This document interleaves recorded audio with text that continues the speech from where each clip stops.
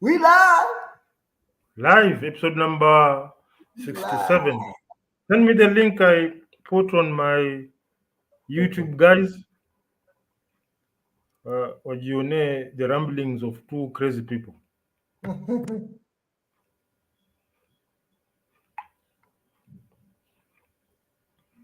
Inshallah. Live. I thought actually in clear today we are 68. We are 67. Mm,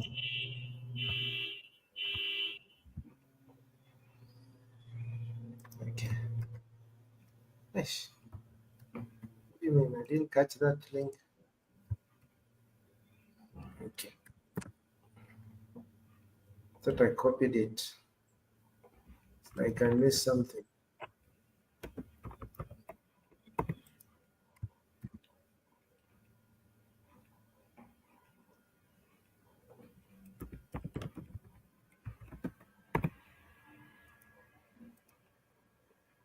Sawa, man. Let's begin. Sawa. So, episode number 67. Mm-hmm. So, how's the week been? Wow, today was a bit of a busy one. Hmm. One of my customers had some issue that he needed me to sort, and weekends Okay. now the time I can see them because much of Hmm. the day I'm engaged somewhere else. So yeah, I was Hmm. there. It wasn't a big thing. I was just setting them Hmm. up on a new router. So took me about an hour, but then I had to wait for something else. And then there was another good friend of mine. We hadn't seen each other in a while. Hmm. So and there's another friend of mine who was in town. Hmm. I was in yesterday. We went for dinner. Okay. Yeah, so all in all, good day, good week. Uh, Busy, but yeah, busy is what we asked for. You definitely don't want to be idle. It's All busy, which right. is good. Hmm. How was yours? Usual stuff. Normally, it will be boring, but what I say is that I'm not here to seek entertainment. Mhm, So it is what it is. I was able to. We had a discussion with my mhm, team concerning the bike, and mhm, you see, one thing is that this bike, we realize that when you are building something, build mhm, something while dwelling on your client's muscle memory. Don't build something that will make your client read a manual. He'll end up making mistakes before it will take him time before to break the previous muscle memory to what he has now. So the bike, it was based on the left paddle is the for front brakes, the mhm. right paddle is for rear brakes and regenerative braking. But here's the problem: most of these bikes, including yours, you use the right paddle as a clutch, correct? Huh? The right paddle Yes, the right paddle is is a what I clutch, use brake. No, as a brake. and the clutch, The clutch is on the left. yes, Even exactly. other bikes, that's the way it is. Now, ours both Mm, brake because there's no mechanical power transmission. Both mhm, front and rear brakes are on the top. So we were thinking, what if we sell someone this bike? Then he's riding out of ile muscle memory. He pulls hard on one of those paddles as he's thinking bado anafikiria mambo ya clutch.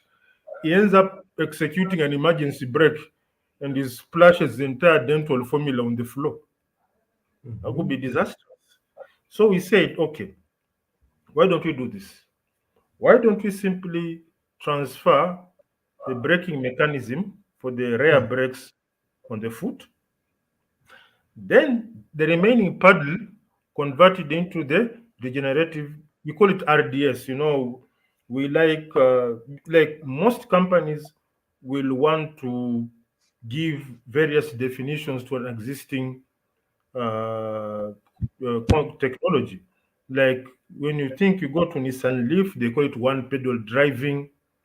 Uh, Tesla, they call it regenerative. We call it at time we call it RDS, regenerative deceleration system. So that the RDS, when you pull the pedal, you're simply slowing down the bike by around 30-40%. No emergency braking. So if you are to pull it accidentally, you'll just notice the bike slowing down. Say, sorry. So it gives you an opportunity to make that mistake without putting your life at risk. As So opposed to the car. actually, on a normal bike, the rear brake is on the foot pedal. Yes, but currently our unit, Right. everything is on the handlebar. So somebody is only that those we who ride it, we know what's going on. But if you say to somebody who has been riding for 20 years, he has that muscle memory. One day akona haraka and wewe ametoka, then he pulls very hard on one of the pedals, assuming that he's clutching, anapiga emergency, ameingia ndani ya mtaro. It's going to be a problem. So say, let's create a system that even if you make a slight mistake, it won't cost you your health. So the regenerative deceleration system, it's just a full on. You pull it, you just notice the bike slowing down gently without creating an emergency. So that is our next order of business. We work the braking system. It's simply buying a pump and a pedal and a cylinder and a reservoir for the brake fluid and just transfer it from the mechanism to the lower end so you can just press and slow down the bike. And for RDS, you want to recover the speed, you have to do regenerative braking, use the paddle, whereby you don't even have to press it gently, just press it full, and the bike will just slow down. It's recommended if you are doing 40, 45 kph, you can drop it down to 30, 35, and continue slowing down. It's a gentle, that's why it's called a regenerative deceleration system. Is Others will call it e-brake or whatnot or regenerative braking, but the main job is to decelerate the system. So we call it RDS. So that was a topic of that was also the highlight of the week. It was a very Mm. important thing, and I'm very happy it was raised by someone in the team. It wasn't raised by me.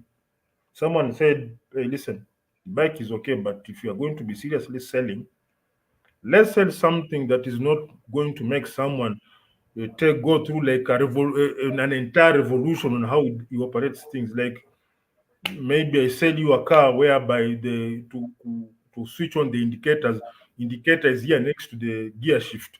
You'll always be Mm. confused. So that was the highlight of the week. We've been doing discussions. I think next week we may start reworking the system. Just a short job and we're good to go. Oh wow, that's good. That's some good Mm. development. Mm. Yeah, that's some good development to hear of. You see, our driving force Mhm. is, as much as we talk of bulletproof elegance and whatnot, our driving force is, let's take our time to build something that works. Already, there are people, you see, when you are in a place like United States or whatnot, you have access to resources. You may not be a billionaire, but access to resources is better than in Kenya. But we are looking at people messing up because of hype. So recently, someone called is a car called Fisker. It's an electric SUV. These guys Mhm. went bankrupt. Why? They were too much into hype.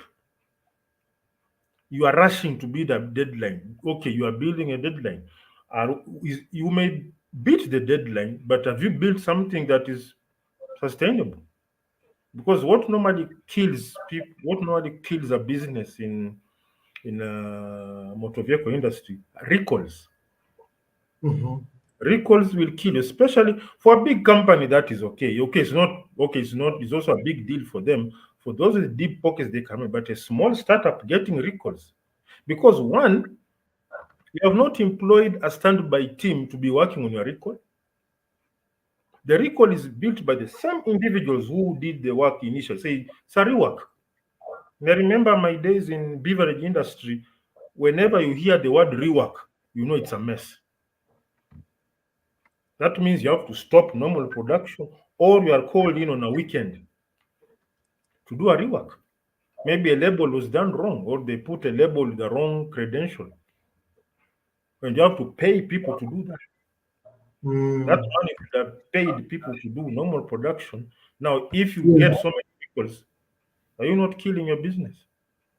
And You actually wonder those records, but I bet there must also be some is there some insurance they take up against this? I don't know if there's any kind of insurance that's taken against this, but I can imagine how costly they can be. I you mean, see, if you particularly when you compare, talk of equipment. if you if you look at like right now, let's say now and 10 years ago, then look at the vehicles that were built, let's say in 80s, 90s. Okay, when I was small, okay, we were used to work with newspapers, but I don't think recalls were many as in recent times. Why? Mhm. The availability of OEMs, where you outsource, you need a certain component, buy it from Mhm. here, you need a certain buy it from there. Now, if you do not engage in proper quality control, quality management, see the Yes. person who's buying that component, for one, Mhm. the end use of the product is not his customer. The Yes. complaint about that product will not come to him, it will come to you who bought that component from him. Yes. Yes. Yes. If and you are using like we have like we've bought our LCD display, we bought it from a company in China. If this display goes blank and the client doesn't know how much battery it has, the complaint will come to us. The complaint will not go. There will be no noise at the factory. The guys who manufactures this LCD screen. Mhm. So if you are going to engage in, as we engage in these kinds of activities and you go mass production, you must have a very good quality control system for Mhm. these components that we import. Because most of the time they export to many manufacturers and you got a wrong batch. So your products are not selling, but they are selling to other manufacturers and businesses going on well for them. And there's no public outcry against them. Unless you take now the due process, legal thing, then they are called to court. It's another. But at the end of the day, people will be seeing that hii screen ya timer inakufanga tu. They don't say Mhm. time that for example, we are getting let's say arbitrarily time the screen is from Techno. They don't say screen near Techno. The screen is for the timer motorbike. So we'll be the one facing the brunt of the blows. So when you are going mass production, quality control for the important component has to be top notch. But if you are manufacturing or assembling everything in house, now everything is under your control. The assembly process of the screen, you're doing it properly and whatnot.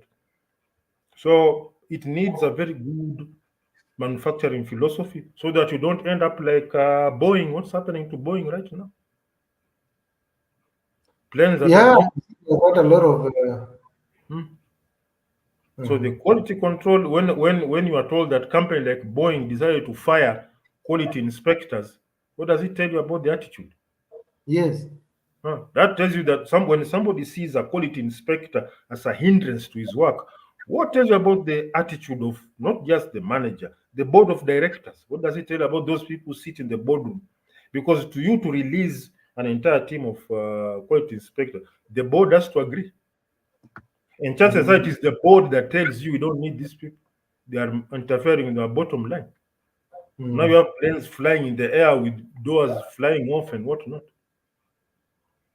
Recently, another plane lost altitude. It had a very spontaneous loss of altitude, and people died. Somebody died due to injuries. That underscores the meaning of quality control. You may have very nice product with the gizmos and whatnot, but the question is, are they sustainable? Hmm. Yeah, you may have. You see, nowadays, I normally say building a car is very easy nowadays.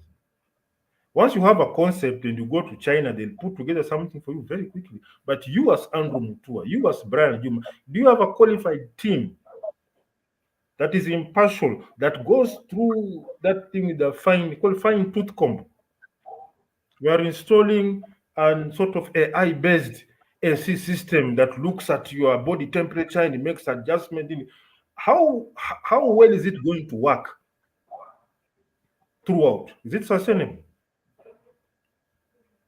Because what if you have a fever on that day and he says, "Au jamaa nasikia baridi," sukumia yeye 1 degree centigrade, you freeze in your car. Some weird stuff. So these are questions that we need to ask, but we live in a very uh, showy world. We believe in the maonyesho maridadi type of world, and it's causing problems. So those are the things we are looking at these things with lessons, and we say that let us develop this attitude straight from the bike. Don't wait for when you start building trucks. You've been building Juakali bikes, you are building Juakali three-wheelers, then you get funding for a truck. You think that would develop that manufacturing philosophy in trucks. Your trucks will start killing people. Hmm. So develop that muscle memory from the word go. You have a very qualified and impartial quality control team, and the guys who are working on the floor are also their own quality controllers. In that the guy receiving the component from the next guy has to inspect has it been bolted properly, as opposed to have to bolt very quickly so that we meet today's figures. Because when we hit this production figure, we get an incentive. You hit the production figure and it fails in the field, I'll deduct incentives from you and backdate the incentive for 6 months. With our die. So let's have don't be as much as say we are working with we have deadlines, we have production figures, but number one is quality. When someone's child or someone's daughter, or someone's son uh, gets crashes because he had a manufacturing of the brake, then we realize the brake component is not bolted properly, and someone has died. How do you deal with that? And you find when you go to say somebody just forgot to bolt. Like the Boeing, they found some bolts were just really mtu alifunga na mkono tu. That something that is going to fly 30,000 in the air, they found a panel that somebody has actually taken the bolts and just screwed them loosely by hand. Akasema tosha, kind. So we are looking at these things and learning from them. We don't want to make those mistakes, especially in this part of the world where they look at you as people who don't know how to do anything. So somebody is waiting for you to make one single mistake. Ah, you see, Africans.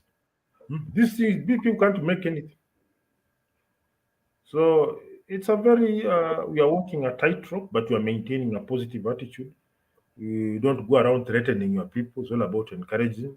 Because you put your people under undue pressure, they'll also mess up.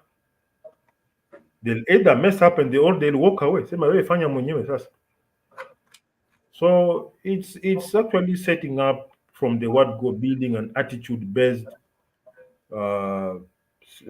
scenario. That's why we talk of the manufacturing philosophy of bulletproof elegance. Something that you're just talking, something that even when you find someone who's scrubbing the floor, he'll tell you about the meaning of the bulletproof elegance manufacturing philosophy. So that's about it. Yeah, I hear you. So quality control is key. Yeah. Yeah.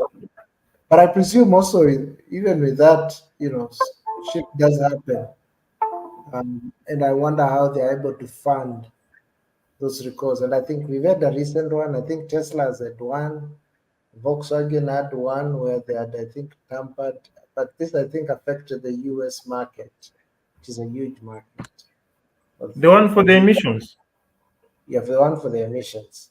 That wasn't a quality issue. That was simply pure shenanigans. Yeah. They That just was screwed it up. Yeah. you put a certain algorithm in your car such that the moment you plug in an emission testing device, the vehicle Yes. recognizes it's being tested and it behaves well. The same way you Yeah.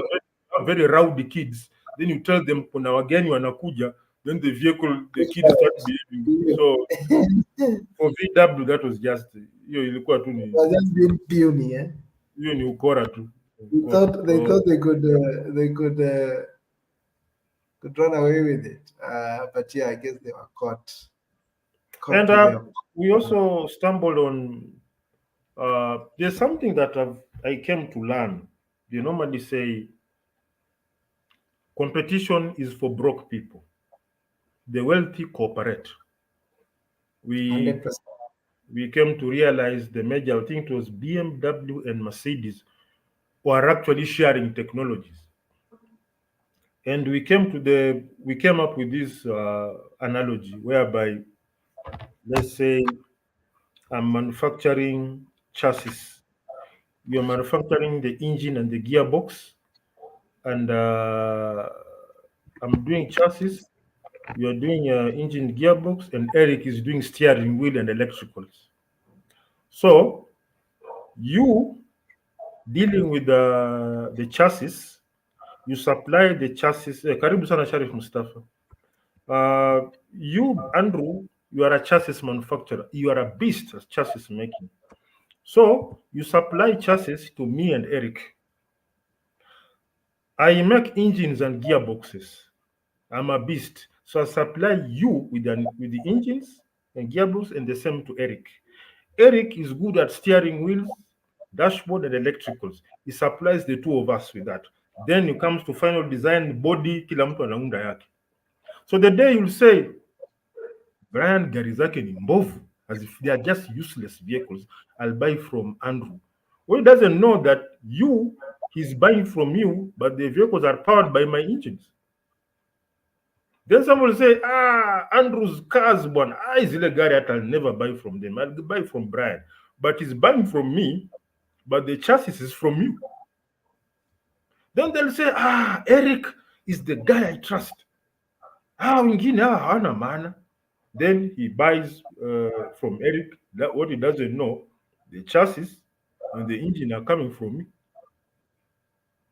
So this is how the wealthy cooperate. Then you look at I mean, when you think of even, you can expound on that idea even to other sort of sectors, and it's the same. We are the product. We are literally the product, because they earn from us. They are looking to maximize. So they have to create this, I think, a world of sort of a dichotomy. So you see if there's a sense of rivalry between a BMW and a Mercedes. They'll see, that same rivalry is then pushed down. Even think of it within the sports sector. A Man U and an Arsenal. Go down further into politics. A Republican versus a Democrat. A Raila versus opposition versus government. All this. So we are the guys, because they know they are monetizing our attention. We are giving them huge amounts of money because they sell to us all manner of things that they sell to us. So yes, creating that dichotomy, then we end up creating a BMW club, which is said to be a rival of Mercedes-Benz. But at the very top, as you're saying, these guys are, every time they meet, they share those ideas. Oh man, I'm working on probably improvement on speed or whatever element that I'm working on. And they exchange notes. Oh yeah, this is how I was able to overcome this. So on the outside, they have to create that for us, the product that they need to market to, and the product that will be giving them money in exchange of that sort of falsified kind of a competition that they create. WWF, you're out for Ricky Fly, Undertaker, Hulk Hogan, whoever they might be, but all they know, we realize it's not even real. These guys have just been out all through. Someone was even said the other day about Yes, talking A about character built to annoy people. So you think exactly. this guy is really, but the manager said, listen, this is what you need to say. Piss them off. So his key performance indicator is how people are pissed off with him. Now that's how he comes in. So and we think that he's really a very, very bad guy. Huyu jamaa huwa ananikoroga akili.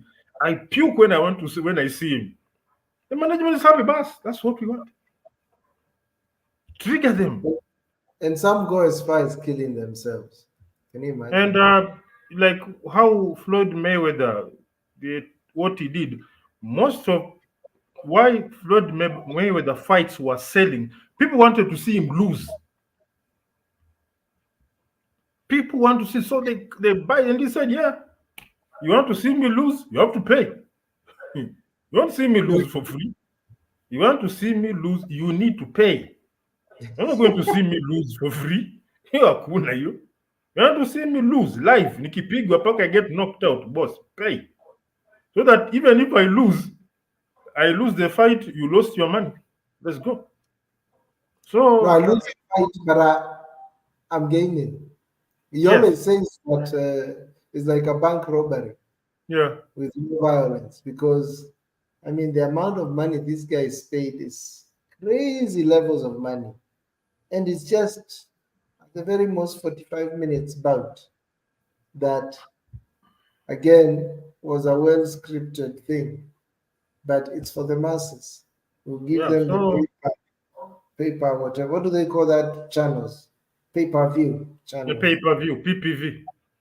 PPV. So that is you see one thing about emotions. Your own emotions can mess you up, but the emotions of other people, oh, those can really you can benefit. Those ones you can benefit a lot. Those ones can make you rich, can make you rich. Where in fact where you see we are human beings are negative. So people want to see you fail. So create that situation whereby you are like on the brink of failure and the people want to see you scramble, but make them pay to see you fail. Make them pay to see you having that near miss. That product of you scoring, getting a near miss is what you are selling. It's a premium. Mm. So when people say, ameponia tutamwai next time, that's money. So that's it. So it's just the key. As you say, we are living in the best time. You don't have to. I'm not saying that I'm shitting on manufacturing, which I'm trying to get into, but you can actually make money from money because I think the current human being we are living in the world that is highly emotional. People get charged for just small things. Mhm. Monetize it completely. So maybe if you could there's a video I sent you about some Yes, American kids graduating. Maybe you can share it, then we can sort of go hard on I'll it do and that. Okay, let me do that.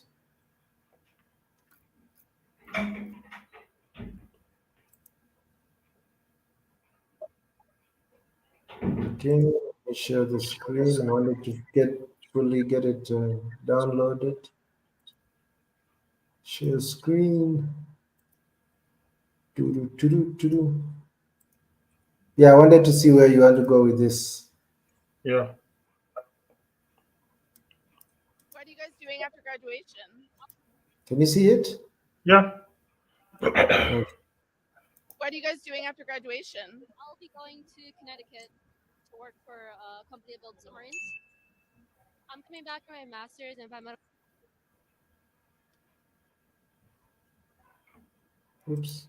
What are you guys doing after graduation? I'll be going to Connecticut to work for a company that builds submarines. I'm coming back for my master's in biomedical engineering. I'll be going to Andover, Massachusetts for my position at Smith and Nephew's. I'm working at a startup called Their Company, so I'm pretty hyped about that. Should be fun. I'm backpacking Asia for a few weeks. Where are you going?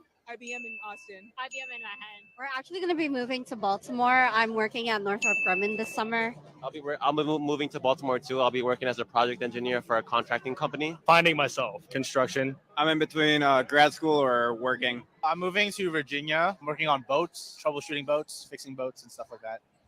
I'm looking for a job. Going into the workforce, finding a job in cybersecurity. Yeah, same. Not sure yet. I'm already working, so maybe just continue that and see how it goes. Where are you working? I'm working at a New York City Health Hospital System, so I'm senior systems analyst for them, so that's been going well. I'm still looking for a job. I'll be working over the summer at the Makerspace, so there. I'm working as an engineer at Clark Construction. I'm going to be staying in the city, working in Sigma Computing as a software engineer. So I'm really excited about that. I'm going to be moving to Virginia for a job. I'm moving to Seattle, also for a job. I'm going to be going to grad school, hopefully at Tandon again. So I'm staying here. I'm going to be working for the city. I am planning to move to Baltimore to start work. Just figuring things out, I guess. I'm still looking for a job. I got a job as software engineer at Twin Health, so excited for that too. I'm going home to New Jersey. I'm going to go back to work. I skipped work to come here. Get a job, probably, yeah. Finally get to explore New York more rather than stress about deadlines. Yeah, I mean, hopefully start working, applying everything we learned so far. That'd be nice. Yeah, I'm also working and trying to enjoy summer as much as I can. Where are you working? I'm at a PR firm. I'm going to be looking for jobs in UI UX. Going to masters? Just enjoying my summer break. Celebrating, probably drinking. My parents want me with there, so we will have a journey in the east coast of America. And after that, I will continue for the job. Going back home. I'm from Jersey, so I'm going back home. I don't know, get a job and survive. The graduation will be working in the data analytics, which is my passion. That's why I joined NYU Tandon. We'll be doing something in that field. I'm doing environmental engineering, so I'll be joining an environmental consultancy based in Manhattan. So I'm studying biotech and entrepreneurship. I will be joining BMS post this. So yeah, excited for that. I work full time, so continuing to do that, but hopefully bring everything I've learned to the workplace and beyond. So excited. Where are you going to be working? I work at Wells Fargo. Hopefully looking for jobs full time and enjoying New York without school. I'm moving back home to Bahrain, working at a bank. I'm going to be working as a civil engineer for ACOM. I'll be working at Geico as a software engineer. Yeah, still looking. Well, I have a job lined up, but it's upstate. I'm not too thrilled about having to leave New York City, but I'm happy to be finally starting my career after nine long years in academia. Where are you going to be working? At GE, General Electric. Mm-hmm. I looked at this video. I nearly became emotional. I'm comparing these guys. This is a graduation day. I'm comparing to the shit that we have to face as students when we graduate. Look at a typical Lotto family, typical graduation in Kenya. And these are guys, their future is set even before. I think when you look at some of their stories, they were set like months before graduation. And here in Kenya, you have guys who have tarmacked for 3 years or 4. What do we have people who think in this country? When you hear the term the future is secure, now that is a secure future. Along that row of students, everyone had a plan. Not just a plan. No, not a plan. They had something going on. There was just one puny character. Who said, I'm looking for a job. Just another, what do you call them? The hippies. When something is off, you have a trend of data. Then there's another data point that is the anomalies. The anomaly. There's a certain word they use of something. I forget it. When you are trending data, then there's one data point. Yeah, I know what you mean. But and actually, it seems like there were actually fewer people who didn't have jobs than those had opportunity, because there were fewer people you would hear. Oh, there was also another one who said, "No, I'm gonna be finding myself," and I said, "I'll be drinking." and then a few others will be going home. Others are continuing with their education. That's interesting. And you know what it brings to mind is I think we don't know how to create an economy. We need to understand how to structure human society, because this is as a consequence of what schooling means and then what that process will entail afterwards. And afterwards means now bringing that skill set, that expertise, integrating it into an existing ecosystem. And that ecosystem is generally, I think, an economy. An economy means there's some means of production somewhere. An economy means that you created a place where you're producing something. And I think that's what we lack. Understanding, because I get amazed when you see, pioneers that go off the unbeaten path, probably could be a deserted place. Probably they were the first few people who had never lived there. Come back after 10, 15 years, and you find a lively and up and coming town or city. And it's because somebody knew if we are going to attract people to come here, these are the key things we need to build now. Are we thinking of that when we think of let's think of the Konza city that is supposed to happen? I did see they have made some improvement in terms of the infrastructure. I don't know if you've seen the latest image out of that. But are we going to wait for those sectors to establish, or can we start doing something towards that? Maybe all these people doing, major estates in Nairobi, maybe that's where they need to be directed. Any new industry that is coming, how about we give them free land there at Konza? And immediately, let's say if you put just one factory, even a bread factory, that maybe a big large scale baker that produces bread. If you take it there, at least you'll be able to hire a couple hundred people. And maybe there'll be other subsequent, either sub-industries that will grow out of that. So what kind of catalyst do you need to build? Maybe, and it could be 2 or 3 things. Immediately when you put them there, they attract, it becomes a snowballing effect. Could it be probably moving a government agency there together with the employees? How big is Tatu City? Oh, Tatu is huge. I guess it's probably might be more or less the same as Konza. And Tatu is now becoming something commendable. With the Tatu now, we have an opportunity for what we call self-sustainable cities. Now, things like waste to energy systems, an energy system, a biogas system that is linked to the sewage system for the city, whereby you just don't dump and treat. You convert that energy into either you first produce methane. Methane is the initial byproduct. Then you make a decision. Are you going to use that methane you sort of put it in a cylinder to sell it as gas for cooking? Or you can bring in what we call methane combustion engines. You can run them. They run very clean, by the way, to generate power.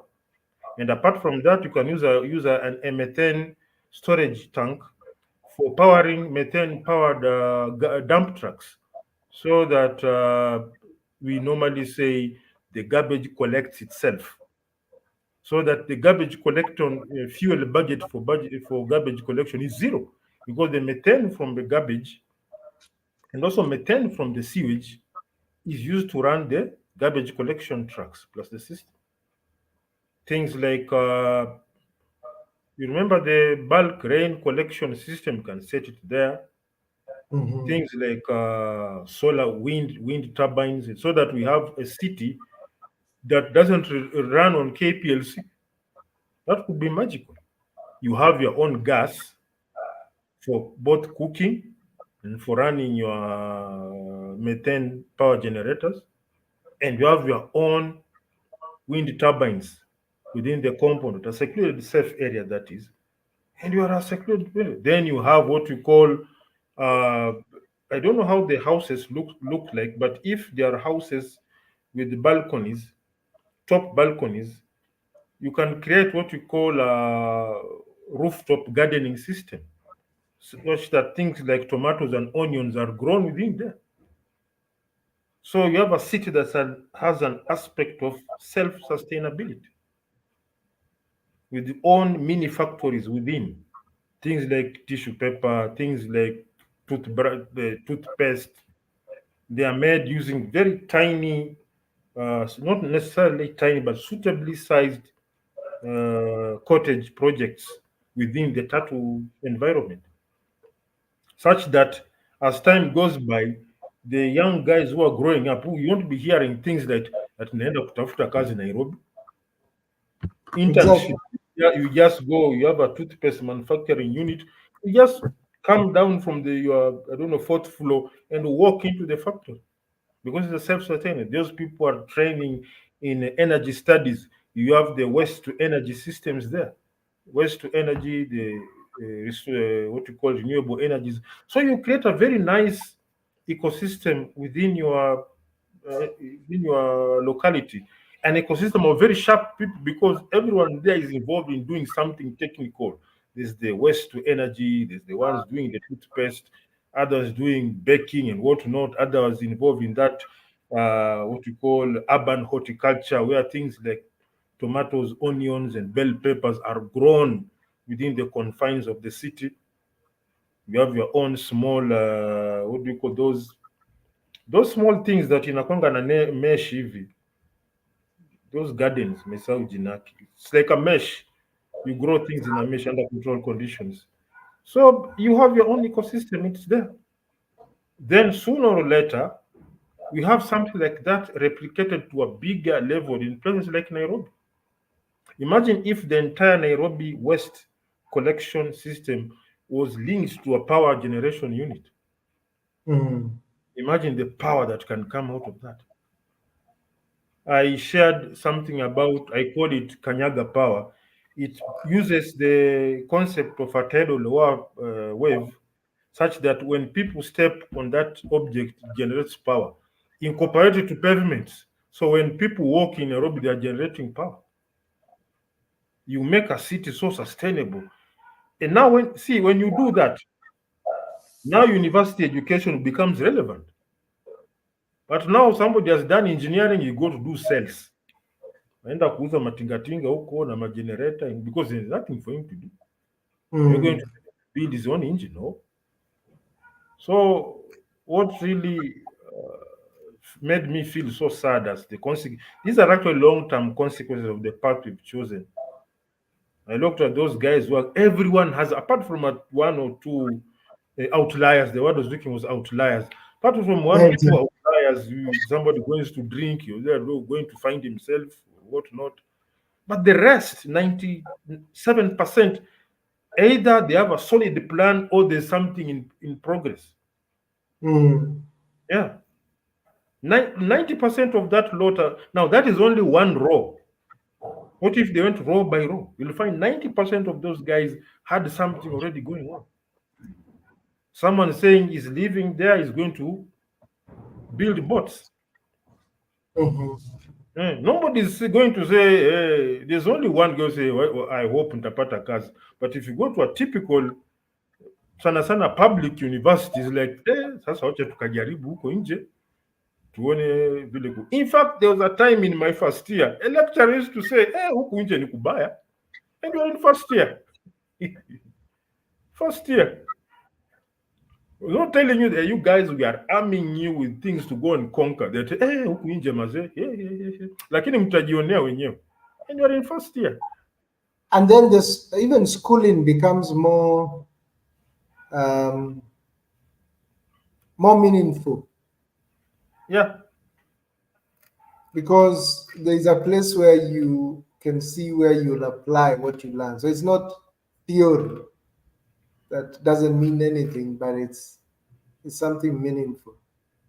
That's why I said some time back, if they can pass a bill that, for one, universities, when it comes to things like lorries, trucks, and what, before university buys a truck and whatnot, look for any truck that is broken down. Let the university, using the teachers, technicians, and the students, and as a final year student, take part in overhauling those trucks.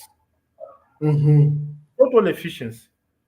If there's any vehicle in a government agency that requires repair, take it to a technical institution by students and the qualified people to do that work. So by the time you are a mechanical engineering graduate, by the time you graduate, you've actually umebomoa na umejenga like 10 vehicles, because this is something you should start from second year.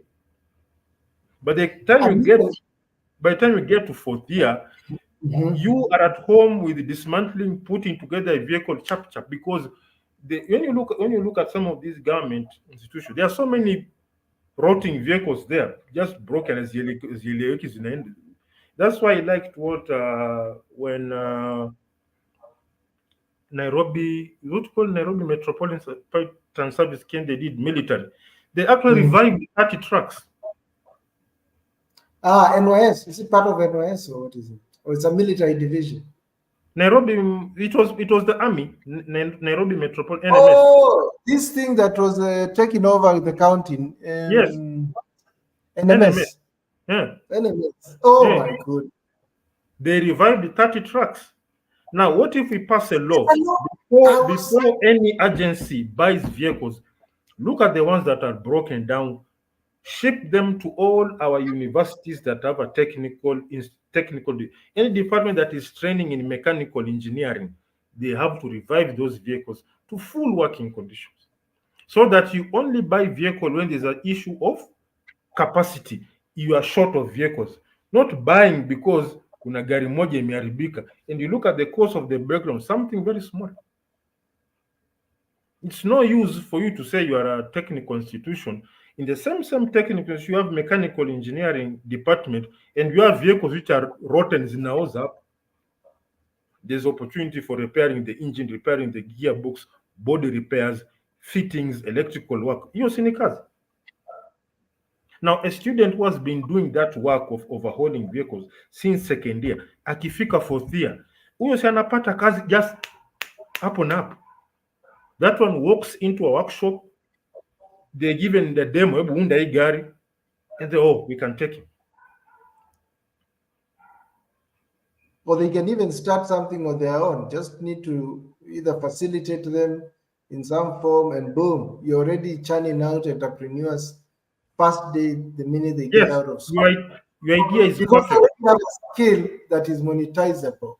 Your idea is actually perfect. What can happen is you have graduated, you have a very huge piece of land somewhere, is actually a garage with facilities. So the student, having graduated, what he does, like for the first 6 months, baadaye ataanza kulipa, but you pay to use the facilities to do your repair work. You go inside there, you register, then you hire that toolbox for the day, and vehicles come, and the priority is government vehicles. The government vehicle should not, it has to, if there's one is related to Eldoret Polytechnic or Nairobi University, all government vehicles will go there. You'll have supervision, but the work will be done by student graduates, whereby you hire whatever equipment you want, you hire, welding, nini, kila kitu, you hire for the day, you do your work, whatever you are paid, it's like a subscription. Within a very short time, you have a clique of highly talented people. Next, I don't know why they allowed the Taifa project to die. Taifa project was magical. Taifa was just gold. Students from first year assembling computers, doing everything. That is where the entrepreneurship comes in. That's why I nearly went emotional listening to these guys. When you are a mechanical engineering student and you've graduated, and in your time in the university, you've actually overhauled 50 vehicles, because there's no shortage of broken down vehicles anymore. Even if there's a shortage, university should buy scraps. These are your projects. Mnamsha iwe a fully fledged vehicle, then it is sold. Once it is sold, you share the money with your students. Si ni kazi yao. Motivation. Once the vehicle is sold, you get 30% of the money into your personal account. You will see how students will drive themselves. Now, when let's say you've graduated, worst case scenario, you've done overhaul on 20 vehicles, and out of those 20 vehicles, you had 30% cut. When so unatoka ukienda kufungua ka workshop kako, are you going to tarmac? No, tarmac. You are empowered from the word go. So that we don't give this, oh, I give you the power. No, I give you the power to work and make money. I don't give you the power to read the need. Power to work and make money from creating solutions. That's why I find some of you universities saying, I hereby give you the power to read. No, give you the power to create solutions and be rich from those solutions. I've never heard university say anything about making students rich. Hakuna. You come out there, in fact, in a situation whereby it is normal from university you have to tarmac for a while. Then you are compared with somebody who didn't go to university, alihustle akachukua loan akafungua duka ya hardware. Then he employs you for a while because umetoka university, you've blown all your finances there in your funny second upper and no.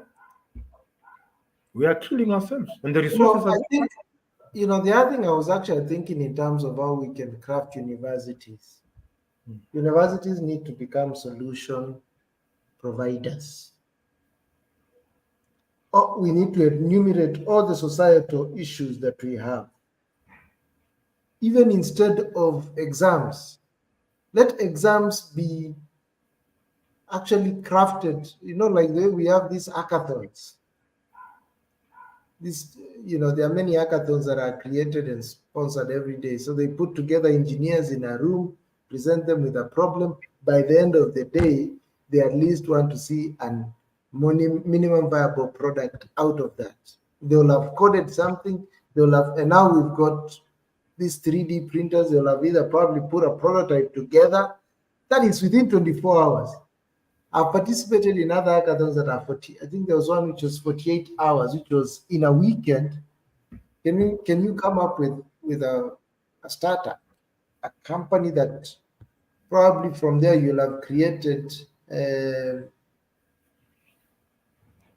least started off something that somebody could be able to build something out of it. So this is how I feel we need to reorganize our universities, such that if it's an engineering school, can we present them with all the ills and challenges that we have? If it is maybe in legal matters, let's do that. If it is whatever it might be, every term should be present them with a problem, put them together, let them work in groups. As you are saying, it's only the punies that compete. And the guys on top collaborate. The name of the game is collaboration. So it's probably picking one mind here, picking one mind there, organizing them, present them with a problem. Let's see what they come out of that. And the best group then is graded, and from there, such kind of things. I'm just thinking out loud here. It could be a puny idea, but who knows? The most important thing is actually a commercially viable solution. Exactly. Like when you put together a vehicle, a team of 4 students under guidance, they put together this vehicle was a scrap, it is working properly, they get a cut.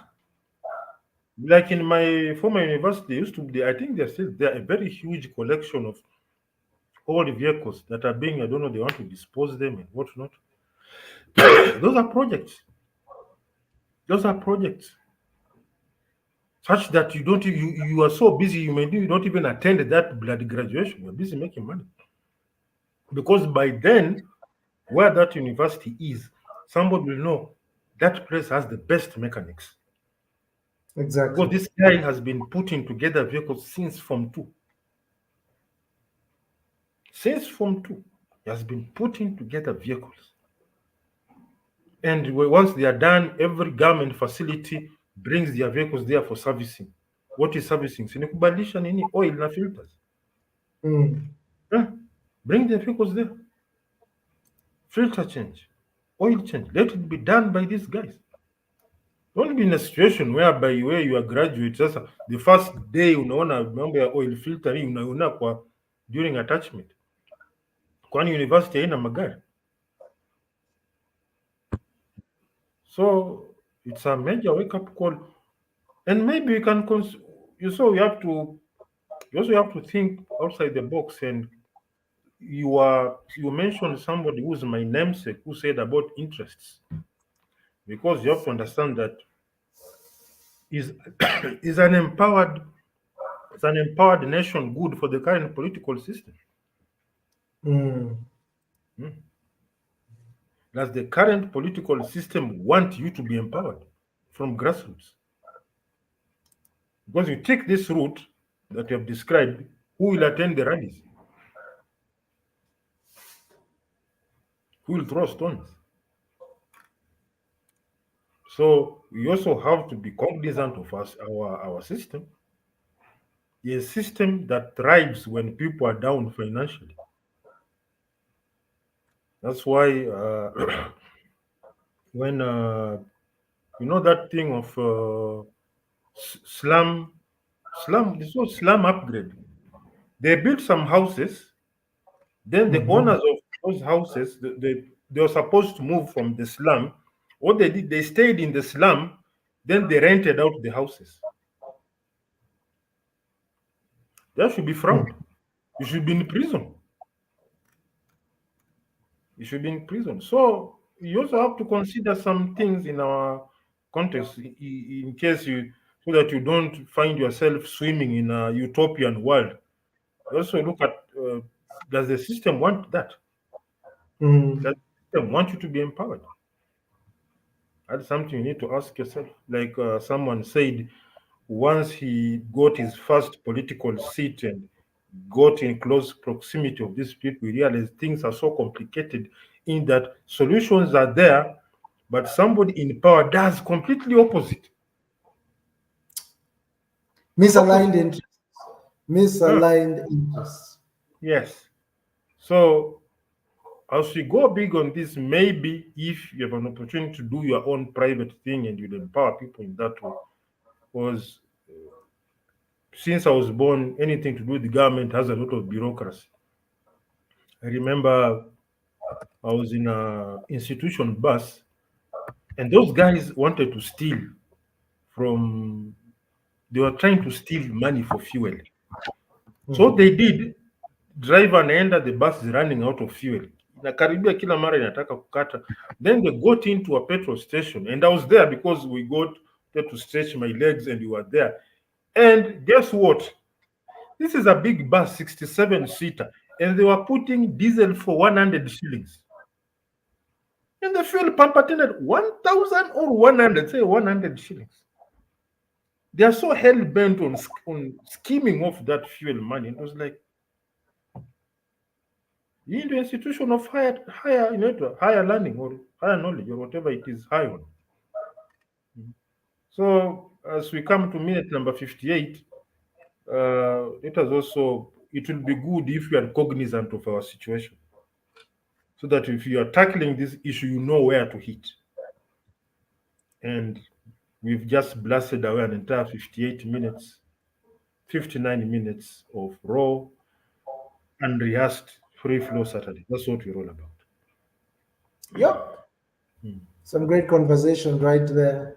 We started talking about recalls and putting in place quality controls. We've gone through talking about our education system, talking about how to establish an economy, talking about all these things. Now even yeah. Anyway, it's been a great conversation. So shout out to Lone Wolf audience, to Sharif Mustafa, Lutu family, professional in coming to late to places and kuja kuramba mfupa na kukunywa supu, but it's okay. We appreciate you being here. Nice to have you around. Hata ukiingia at the tail end hakuna shida, utakula hiyo mkia tu, hakuna shida. So he needs to update us where he is currently on his on his his boat. his boat doing his stuff. Yeah. Somebody who's finally broken the matrix. Oh So, man, that guy I admire. so from Athi River, can I say adios? Adios. From Kigali, Rwanda. See ya.